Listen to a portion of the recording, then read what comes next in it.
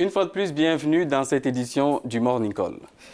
La Gambie vient-elle de donner une leçon de démocratie à l'Afrique et même au monde entier? Adama Barrow, soutenu par l'opposition, a remporté la présidentielle de vendredi dernier avec 45,5% des suffrages contre 36,6% pour Yahya Jammeh, le président sortant au pouvoir depuis 22 ans.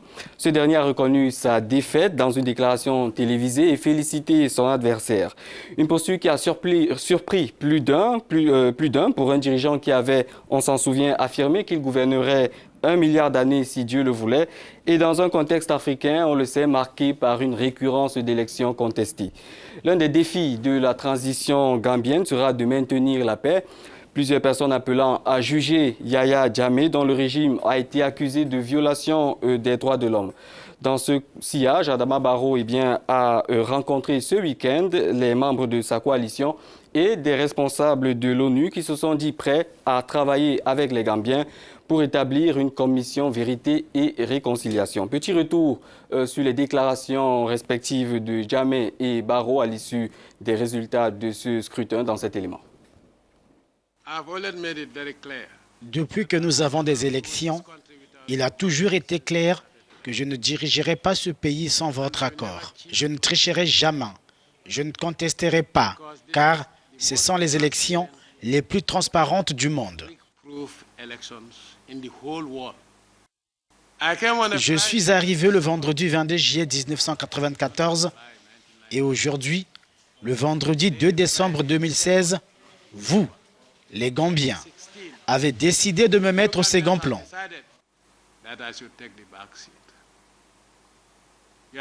Vous avez voté pour qu'un autre dirige notre pays. C'est notre pays. Je vous souhaite le meilleur.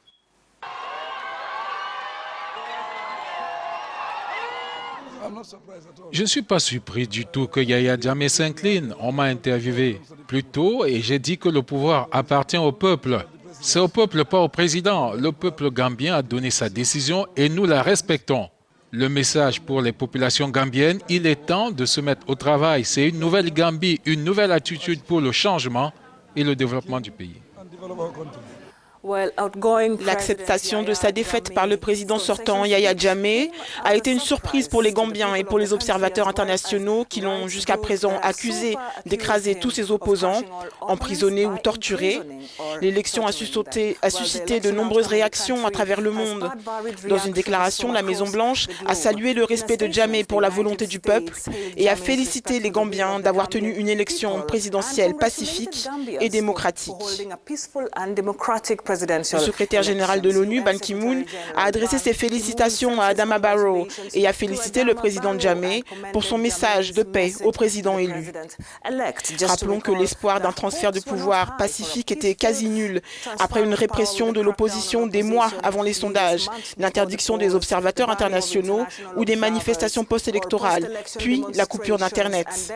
Le président élu aurait dit qu'il arrêterait le retrait de la Gambie de la Cour pénale internationale et demanderait à rejoindre immédiatement le Commonwealth. Il annulera également la déclaration de 2015 qui faisait de la Gambie un État islamique. Nous sommes en ligne avec Sana Kamara, un journaliste gambien en exil. Merci de nous rejoindre.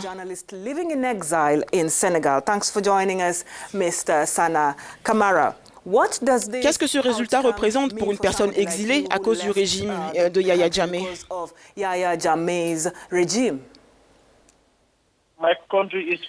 Mon pays est de nouveau libre après 22 ans de lutte pour sa liberté, mais surtout, en tant que journaliste indépendant, j'ai travaillé dans mon pays pendant 14 ans avant mon exil.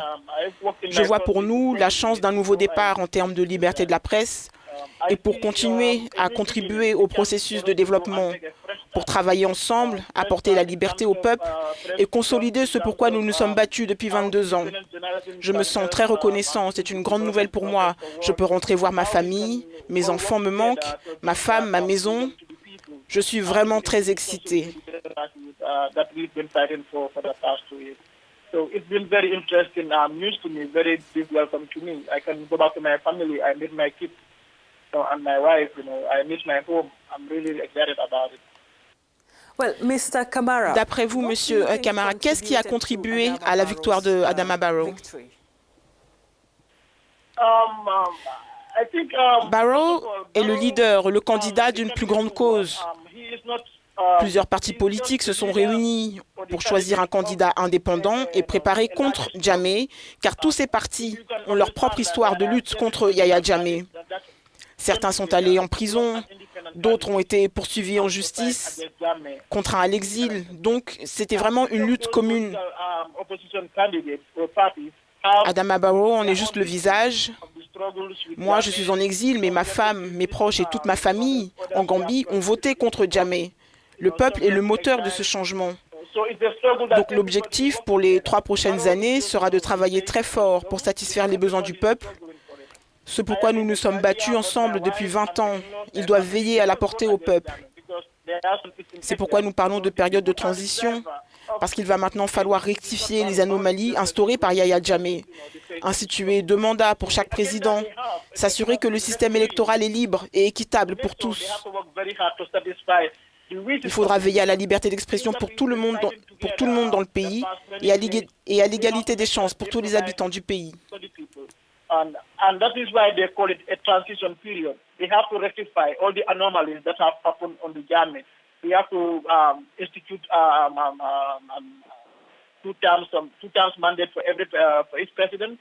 We have to make sure that the electoral system is free and fair for everybody. We have to make sure that there is freedom of expression for everybody in the country. We have to make sure that there is sort of equal opportunities for everybody in the country. Avec un nouveau président pour le peuple gambien, quel avenir reste-t-il pour Jammeh aujourd'hui? What do you think should be the fate of the outgoing president Yahya Jammeh? Je crois qu'il doit être tenu pour responsable des crimes commis sous son gouvernement. Le nouveau gouvernement doit décider du comment, s'ils vont lui permettre de rester dans le pays. Mais dans tous les cas, il doit être tenu responsable. Les 20 dernières années ont été difficiles pour certains. Des familles ont perdu leur chef, d'autres sont dispersés dans le monde entier. Des enfants sont devenus orphelins. Beaucoup de crimes ont été commis sous Jammeh et quelqu'un doit en être tenu responsable. Pour que les Gambiens oublient ou pardonnent tout ce qui s'est passé, quelqu'un doit rendre des comptes. Si Jammeh doit être jugé, que ce soit en Gambie ou en dehors de la Gambie, ça doit être à travers un processus authentique et qui pourra guérir les blessures infligées au peuple ces 20 dernières années. All the wounds that have been inflicted on the people for the past 20 years. It's not going to be an easy process, but we have to make sure that there has to be an accountability process that is very genuine and is reflecting the tears and the blood of the people that have been spilled for the past 20 years. Voilà, c'était le journaliste Sana Kamara. Il est gambien et il vit en exil. Cette élection a suscité des réactions à travers l'Afrique et notamment dans des pays comme le Cameroun où malgré le multipartisme, eh bien, l'opposition peine à imposer sa voix face à un régime qui dure déjà depuis plus de 30 ans.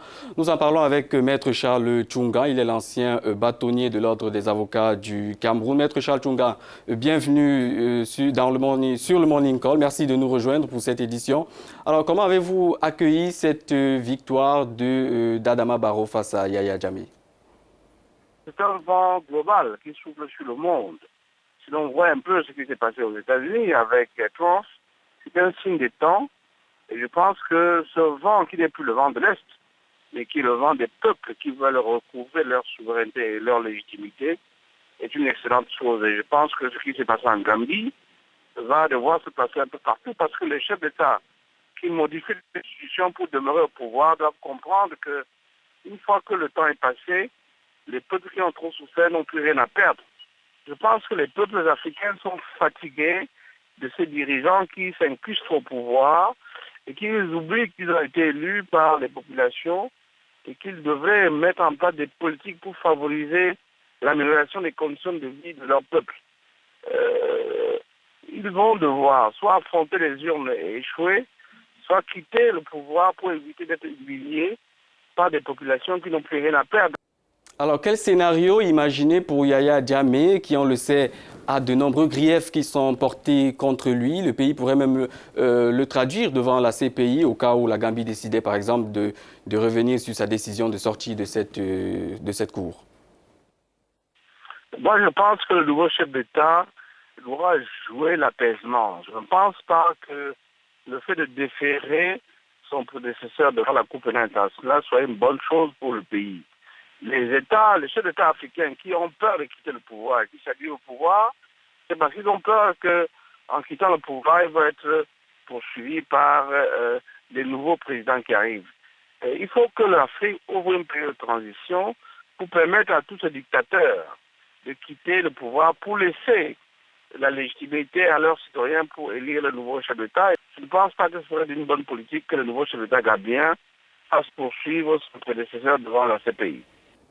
Voilà, c'était Maître Charles Tchoungan. Je rappelle qu'il est l'ancien bâtonnier de l'Ordre des avocats du Cameroun.